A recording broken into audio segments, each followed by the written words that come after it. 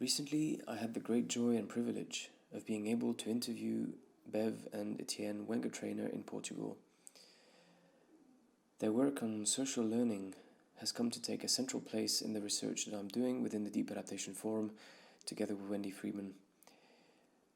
One of the reasons for this is that I very much appreciate their perspective on learning as a fundamentally social phenomenon, which happens everywhere and all the time, which is driven by people's curiosity and sense of agency in the world, and is therefore intimately linked with creating change in oneself and in the world. And from this perspective, learning isn't just transmitting knowledge and skills, but a process of becoming a certain person. Etienne and Bev describe themselves as practitioner theorists. For years or even decades, they have been developing a theory and practice of social learning, which follows in the tracks of Etienne's seminal work on communities of practice, which he began with anthropologist Jean Lave over 3 decades ago. Last October, they released a new book at Cambridge University Press called Learning to Make a Difference. It's a major milestone in their work, and it is to be followed by 2 other books in the coming years. In this interview, we spend some time exploring some of the themes that have come to play a central role in their theory. In particular, we discuss what Bev and Etienne call a social learning space. That is, a social situation that has 3 main characteristics.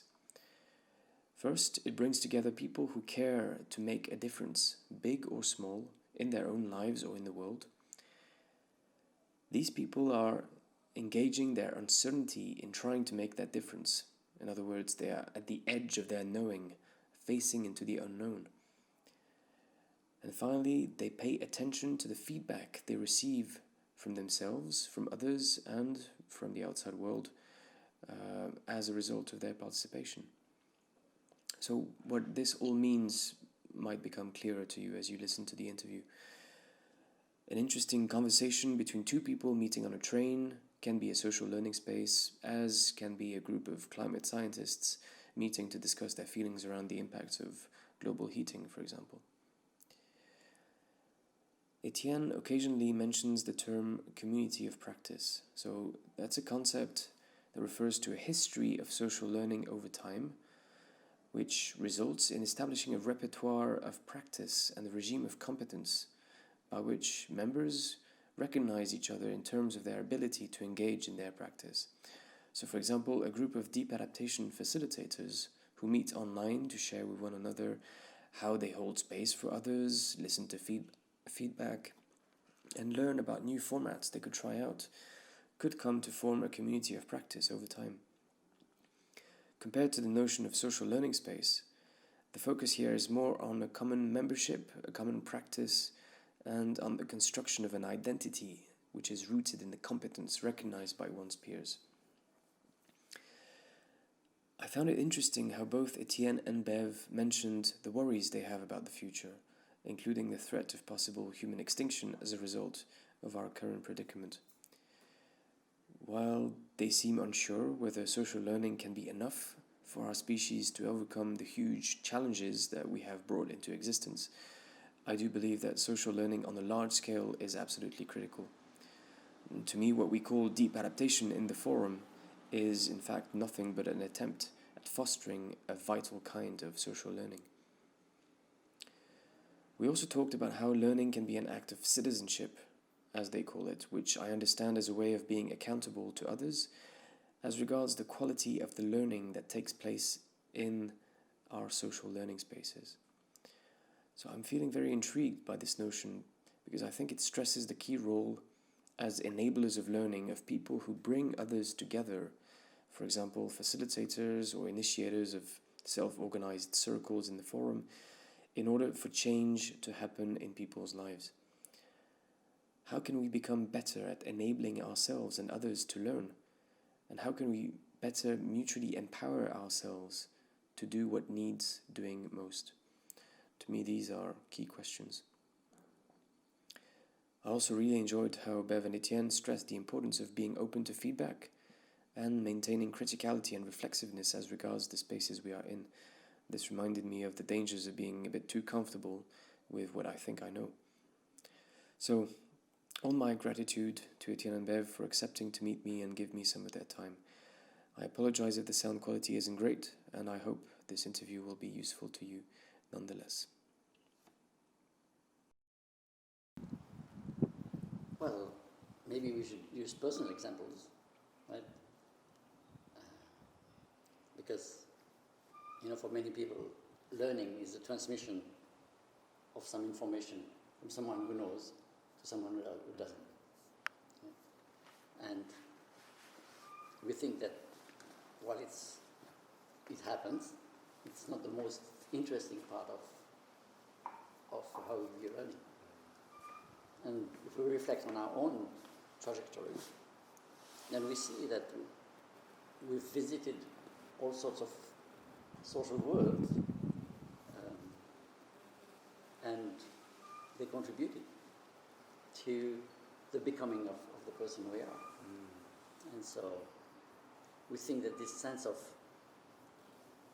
learning is the becoming of a person, but not in a single context, but across context, is really a more interesting way to talk about learning than merely the transmission of knowledge and skills. Yes.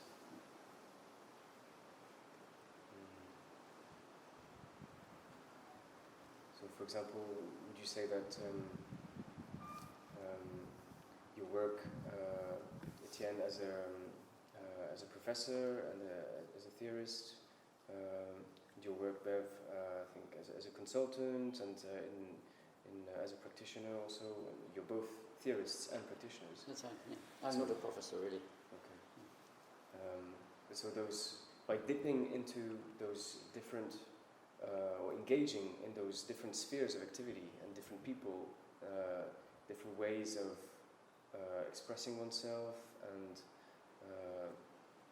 engaging with society, has shaped both of your identities, and this is learning. This is the social learning that you'd like to focus on. Is that correct? Among other things. Yeah. I find the kind of learning that is described in the theory that the two of you have constructed to be really useful to me, and it's a way of considering learning that is very different from the one that you just mentioned as transmission of knowledge and skills. Mm-hmm. So I guess I was trying to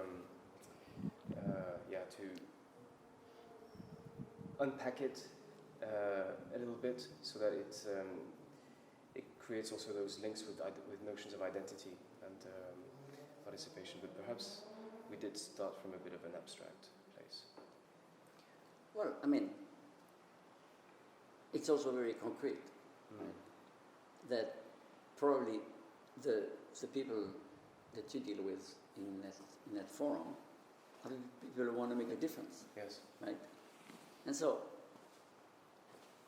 the way we look at learning there is like, okay, how do we make the difference we care to make?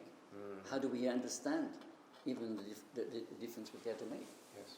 All that is for us core to learning. Right. And really different from the transmission view of learning, where you're going to negotiate.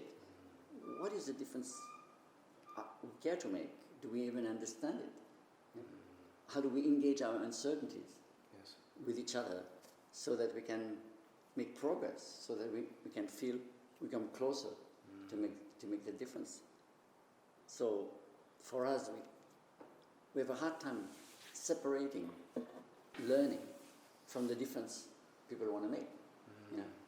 And then also, in terms of caring to make a difference, is, okay, some people want to make a difference, and for many people, being able to articulate the difference you want to make, or for some people, is quite easy. And very often that's because if you're in a rather powerful position, right, you know how to articulate the difference, and you're used to being able to talk about it. But many people aren't, right? There are many people in positions, well, for many people, many women, people who are not in positions of power, Yes. don't find it so easy to articulate the difference they want to make. So also then it's like, so how do we enable people to be able to articulate the difference that they want to make, especially among other people who are well able to articulate that difference. And so the whole power issue comes into it. So there's a lot of issues at stake in learning, which are way beyond simply transmitting knowledge. They're about making a difference in the world and feeling like you can be a person who makes a difference in the world. All of those things are part of learning. Yes. Thank you. Yeah, I think that where we've made progress in this book, related to what Bev was saying, is really to unpack a little bit the relationship between power and learning. You know? And I think, engaging your uncertainty, which is for us an important part of contributing to a social learning space. Yes.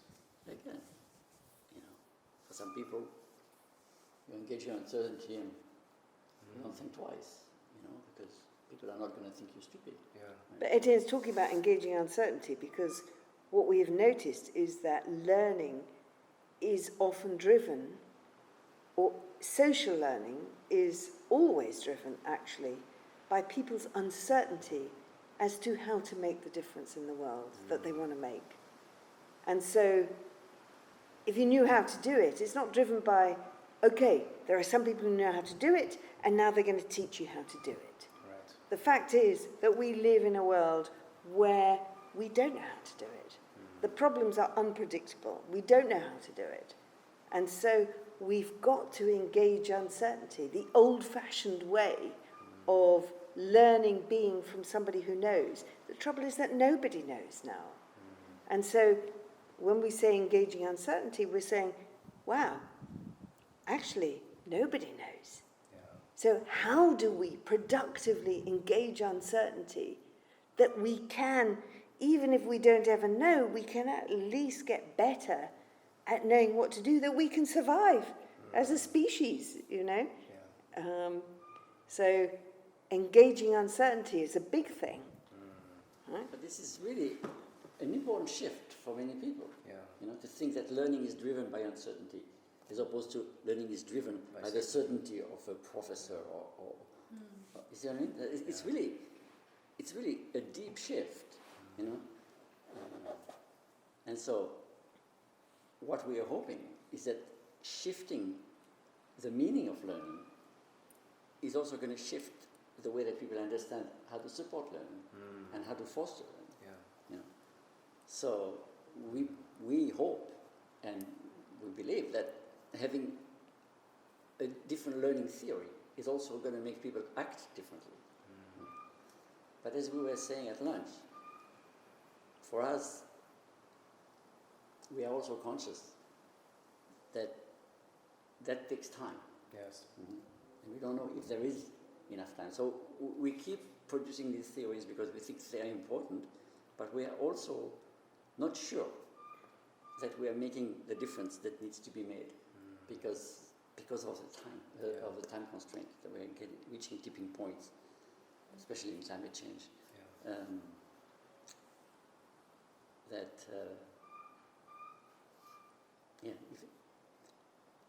If time was not an issue, we would think that the theories we're building are key to the future of humanity. Given the time constraint, we have a certain level of skepticism and uncertainty. Right. But we keep going because we don't have a choice. Yes. We have to keep going. We have to keep deepening and developing these things because that's what we know how to do. One of the really key reasons why why your whole learning theory means a lot to me is precisely because it feels quite empowering, and I think this is also what I heard from the two of you just now. Even though humanity is now facing challenges of such magnitude that it is difficult to know if anything can help to make things better, or to soften the brunt of catastrophes that keep piling up. To have this lens on learning is empowering, I think, to the person and to groups also, right? Because we are in those situations of increased uncertainty where people are losing their bearings everywhere. It's hard to know what is true and where to get reliable information. And so engaging with, it's like uncertainty is like an engine, right? I feel like it drives a person or a group through this curiosity to figure out how to grapple with this unpredictable reality. So. But at the same time, you don't want people like engaging in uncertainty as if there had been no history. Yeah. As if there had been no research done on it, as if history hadn't already taught us a bunch of things. Engaging in uncertainty does not mean that we start everything afresh. It is definitely not to romanticize that. You have to understand there is already, a lot of stuff that we have learned as a species in particular. And so it's like, how do we live on the edge of that? Not go back. Because there's a lot of sort of skepticism now about science or one thing or another. Well, that's great. But that's not engaging uncertainty.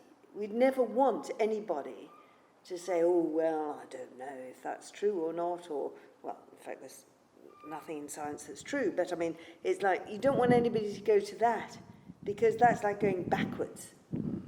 So engaging uncertainty is not an excuse for, I don't know, vaccine hesitation or something like that. That's not engaging uncertainty. Because we talk about engaging uncertainty in the social learning space. Yes. We don't talk about engaging in uncertainty and wallowing in it.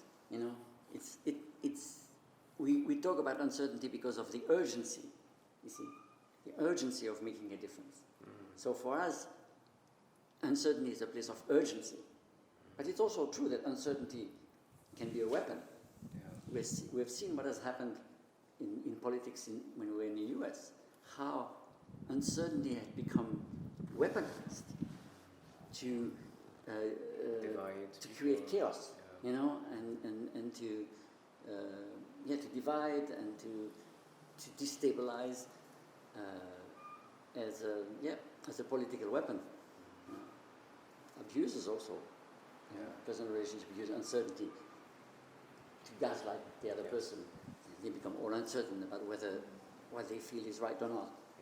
So we're not romanticizing that.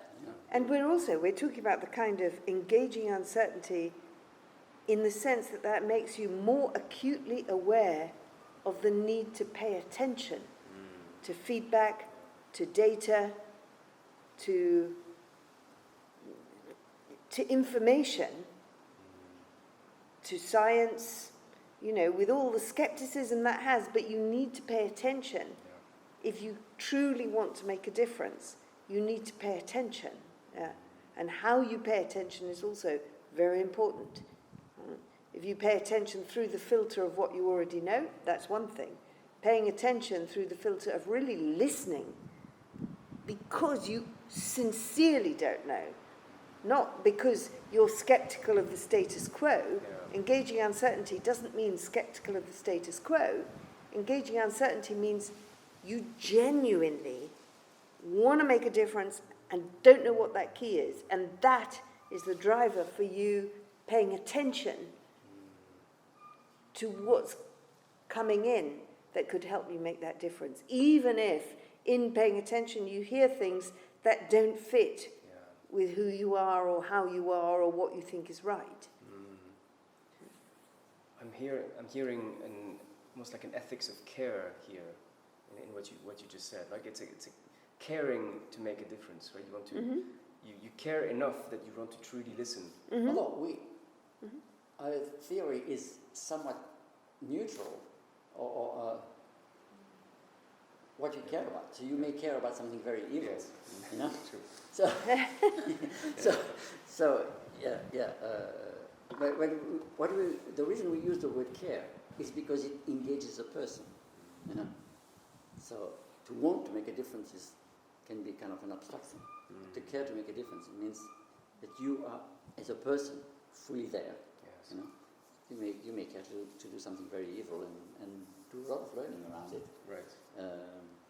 So that's where our theory is not. Yes. It's not a moral theory. So it's a learning we theory. may have our own ethics or morals, Yeah. but the theory in itself is talking about learning per se. Yeah. Whether or not your learning is how to do something, That is for the common good. or for, yeah. Yeah.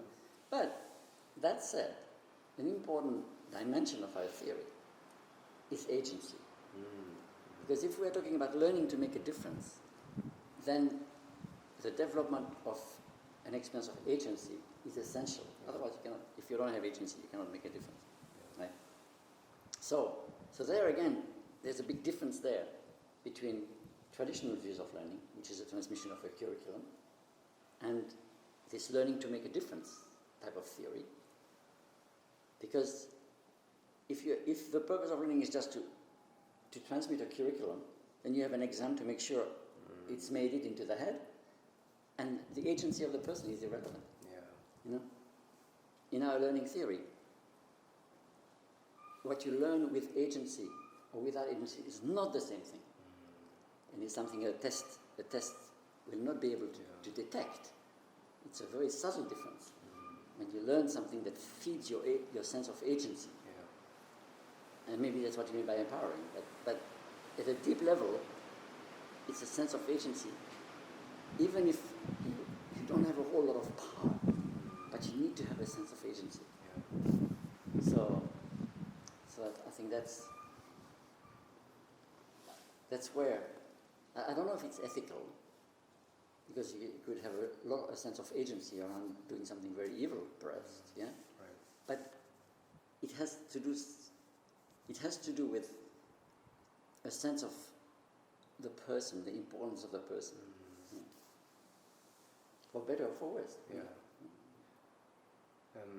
This makes me think of the idea of identity. I know that it also plays quite an important role in the whole theory of social learning that you've been exploring and developing. It feels quite closely related to this idea of agency and also caring to make a difference, no matter what the difference is. Would you like to speak a bit about this importance of becoming a person, or becoming via learning, so to speak? I think those are quite intertwined, right? Agency and identity and becoming. Yeah. I don't know if we would say that agency, that identity does not necessarily entail agency, I don't think. But I think it does entail caring to make a difference. I think that somehow it's a little bit of a feeling rather than part of the theory so far, but it's a bit of a feeling. It's like being able to articulate the difference you care to make in the world is part of your identity.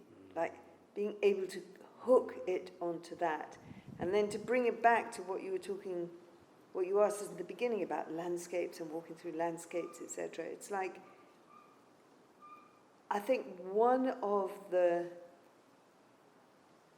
difficulties of traversing a landscape is that you never quite hook your identity onto any one thing. So you're never very clearly this, you're never very clearly that. And especially if you've had a life like many of us have had, of like going through different cultures, through different countries. Oh, is that where I care to make a difference? Is that who I want to be? Oh, I don't know. Oh, is that? And it's very hard to articulate the difference you want to make, which is very tied into who you are in the world.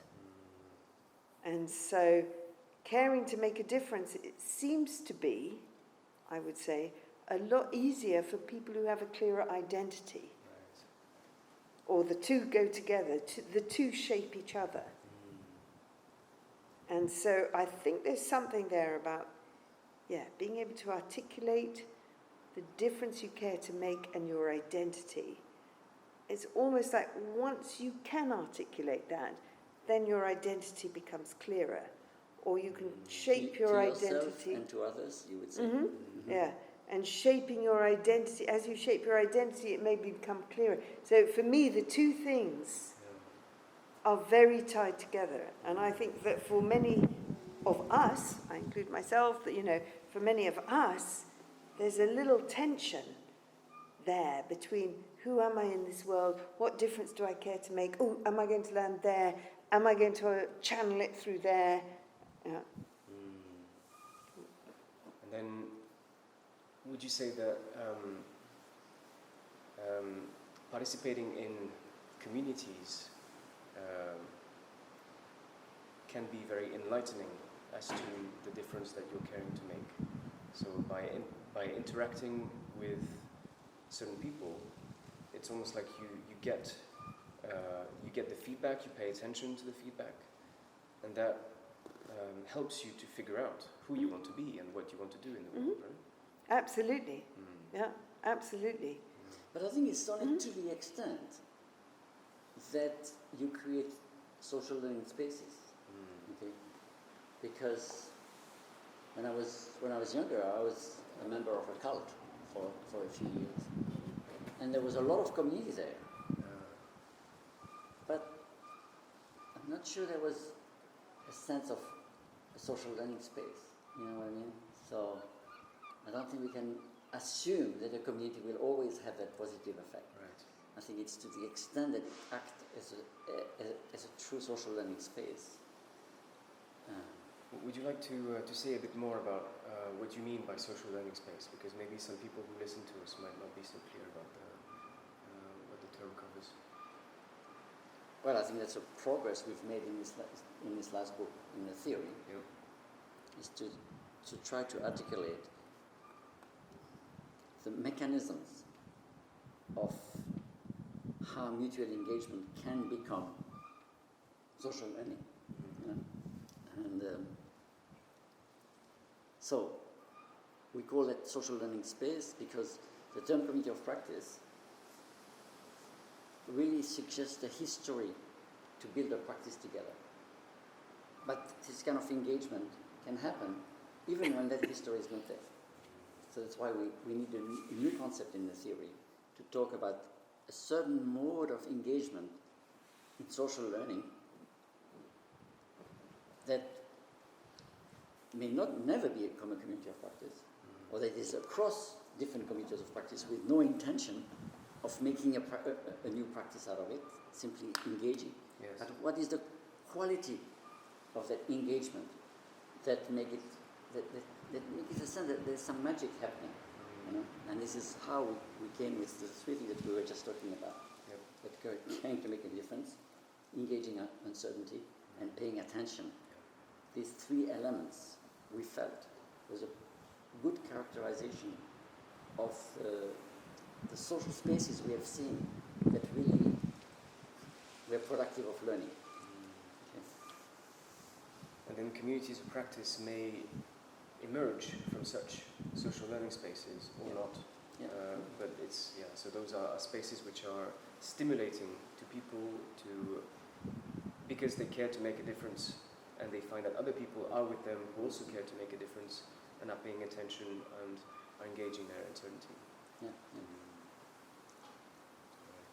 Right. Yeah, and so a community can come out of a social learning space if it continues and develops a practice. But you can also ask if a community of practice has become so ossified, you know, and codified and everything that there are no social learning spaces anymore. Right. You know? So you can also ask of a community of practice, where are your social learning spaces? Do you still have them? Or is it simply following this recipe and that recipe? Right. So it's about keeping the flow going, right? Keeping the curiosity kindled, right? If people are so comfortable with one another and their practice, their domain, their repertoire of activities, then they might not be learning anymore. They might just be hanging out and confirming their own, their identity as people and as a group, and there's no change. So in the same way that the community concept of cognitive practice asks a question of a social learning space, do you want to become more than a social learning space? The concept of social learning space asks a question of a community of practice. Are you still moving? You know, because you can be a community of practice and not moving anymore.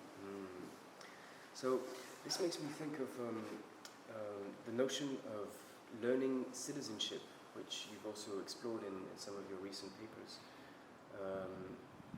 I feel that it may be connected to what you were just saying. So I don't know if any of you would like to say more about what you mean by learning citizenship, this sense of accountability that comes with participating in a social learning space, or in a community of practice. To some extent, the concept of learning citizenship, we still haven't articulated properly. So it's not. So we're still. That's the third book. So we're still working on it, yeah. But yeah, I mean, our learning citizenship, in a way, is giving a channel to agency, right? And it is a way to say, how can I, as a person, make some kind of intervention, or what is it that I'm doing that's making an intervention that is making the social learning capability of the whole function in a way that will ensure our survival, that will... So is there something I can do along that? And so learning citizenship, yeah, it could be to create social learning spaces. I mean, when you're around the dinner table with your family, all right, how are we allowing people around the table, you know, to articulate the difference they care to make? Because often when people are talking, unless it's about the food, you know, but if people get into a discussion, what is it that they're imagining the difference is that they want to make? Am I sitting here engaging uncertainty? What am I doing to encourage a conversation whereby our uncertainty is a contribution to the discussion, not my opinion, not my feeling, but my uncertainty, and not that my uncertainty gets filled up with everybody else's certainty. Yeah. And, you know, what are we doing here to make sure that we all pay attention to what we're hearing rather than just like jump in? So there's, you know, a social learning space could be round the dinner table, but it also could be in a company discussion or whatever. But how do we get good at creating social learning spaces as people? Yeah. And how do we develop a sense of accountability to that? Yes. You know, that's the difference between just being a person and being a learning citizen. You feel an accountability to the quality of learning that happens when you are involved in something. You know? You use your identity, you use who you are. Yeah. You know? Perhaps you use your identity as a French, Chinese, you know? Maybe you can... Artist Chinese teacher. Who you are can at some point be a trigger to a new kind of learning because of who you are, because of your trajectory, because of where you've been. So learning citizenship is also recognizing our own identity as something that can function as a learning level. Right. You know? So I have this image listening to you of an orchestra, and almost as if each person is an instrument, and the identity we have and the uncertainty we have are different ways of making that instrument contribute to the melody which is being created. You could view it that way, yeah? But there's often a lot of disharmony. Yes. How do we persist when there's disharmony? How do we recuperate when there's disharmony? When do we know when to give up when there's disharmony? When do we know when to fight? Yeah. You know, Yeah, so exactly. yeah. It also makes me think of what you were mentioning earlier, Bev, about power. For example, would you say that this learning citizenship and accountability to the social learning space also involves making sure that all voices are heard, can be expressed, and that there is diversity important for the functioning of a social learning space? Well, diversity is always important because you're likely to get some different and innovative ideas and perspectives. So I wouldn't say that diversity is important for ethical reasons or because it's important for diversity, right?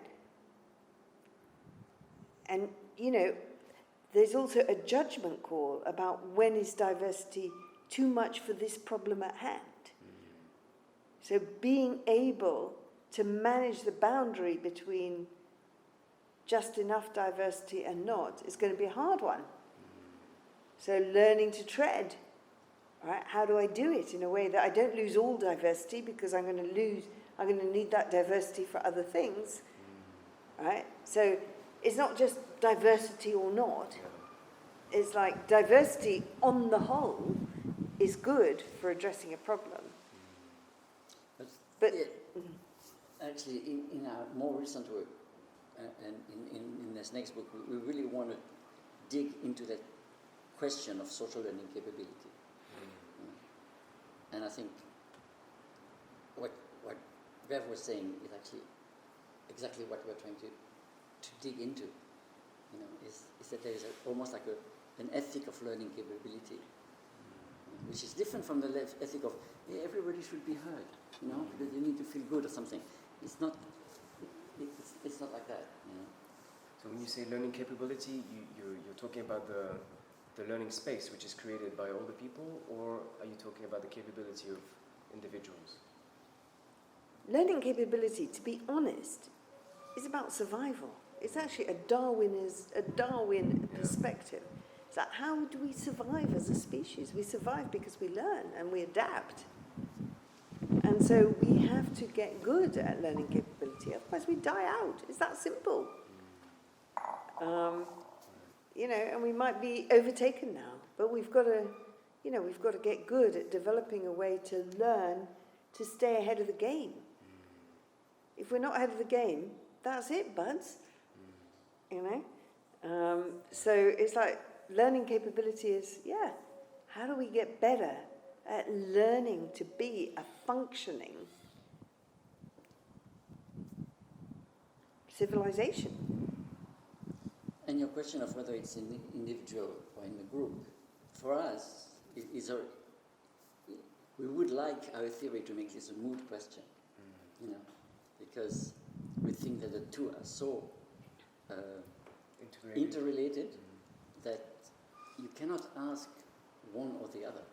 You will never have an answer by saying, okay, what is the learning capability of all the individuals? Or, you know, what is this group abstract from individuals?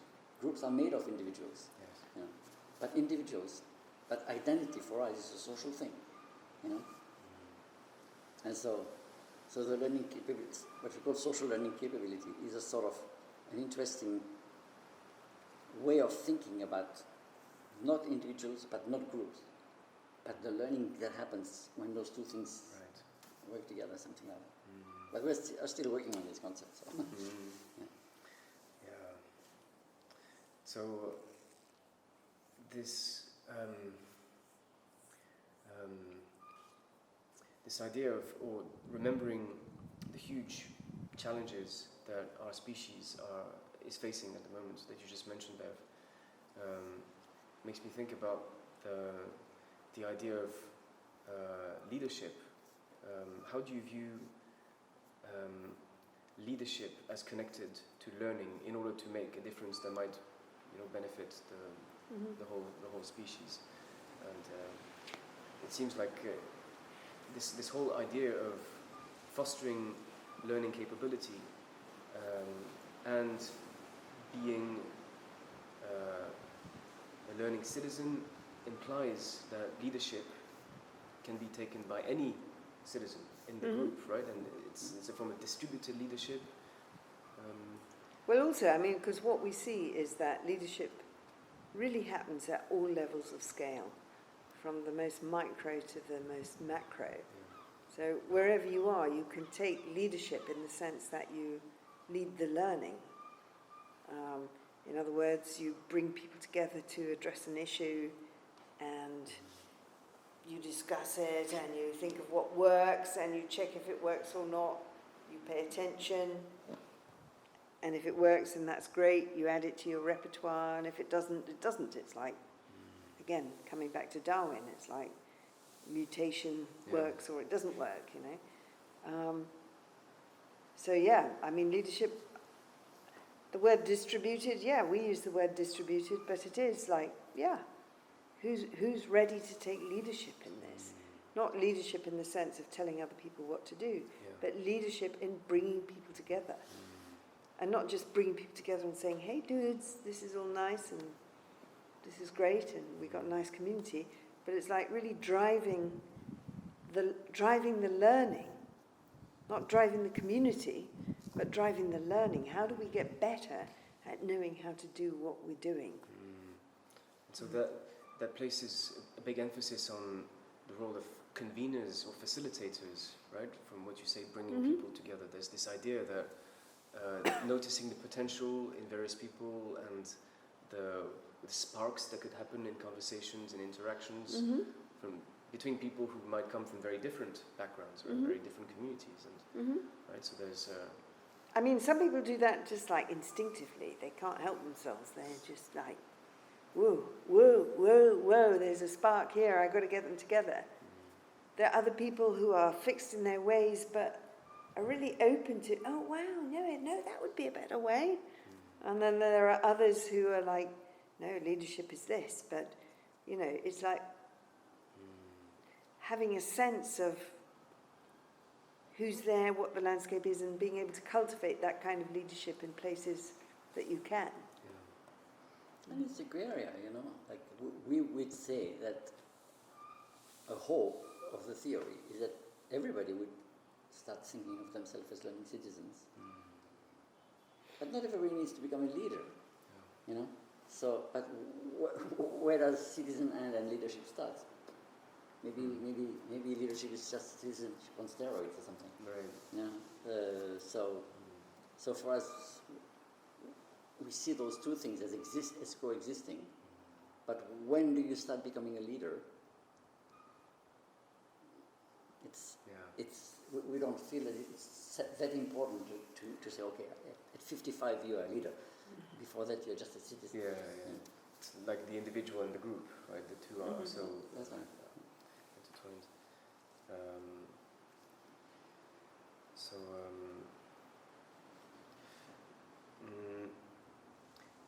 Maybe one last thing we could touch on, perhaps to what would be your key learning advice or advices to anyone who might want to make a difference in the face of everything that is happening, the global predicament? If you had to encourage people to become learning citizens or something, like how would people do this? Mine is, I think, quite abstract, but I'm just thinking also of somebody who I know, very close to me. How old are you? 35. Okay, around the same age, who cares very much to make a difference. But I think, really, those things that we touched on, it's like, my final piece of advice would be, really get good at, it's three pieces, but they're all tied together, is be ready to re-articulate, reframe the difference you want to make. is one important thing. And another is really, really engage your certainty. It's not about like, it may be that you're absolutely certain that, yes, for example, climate change is here, and it's not about being uncertain that that's not here. It's just like, how do we make that difference? Find the space where you don't know, and really operate from the space that you don't know, not from the space you do know, but from the space you don't know, because that's what you need to leverage in order to make that difference, not on what you know, but on what you don't know. And then truly pay attention to the data, to the feedback, to the information that comes. That helps you also reframe the difference you want to make, reframe the uncertainty that you're engaging, and even reframe your listening. So, I mean, it's a little bit abstract, but it's get good at those three things: caring to make a difference, engaging uncertainty, and making a difference, and being able to reframe those, because as you do it, you're going to learn. Yes. Reframing is learning. Yeah. And I would say find those spaces, those social spaces, where that caring to make a difference is nurtured and kept alive. So seek those spaces and be very suspicious of them. Because the problem with learning is that it's its own enemy. That once you think you've learned, poof, you may not be able to learn anymore. You know what I mean? And so it's like seeking the social spaces, the communities, the partners, the learning partners, where you function to help you function as a learner, but also be very, very suspicious, because community, identity all have a dark side. Yeah. And the dark side is when they close, when they become ossified. Beautiful. Yeah. So I heard the importance of being self-critical or very reflexive from you, and never being too comfortable in your identity or in what you think is right. And the same with the social setting, right? It's also engage with the right people in the right spaces, but also always be aware of whether they are really fostering your learning and the learning of the group. And they become self-confirming. Yeah, exactly. Fantastic. Well, thank you so much for sharing your thoughts and your wisdom with me and with us. It's been a pleasure. So I don't know.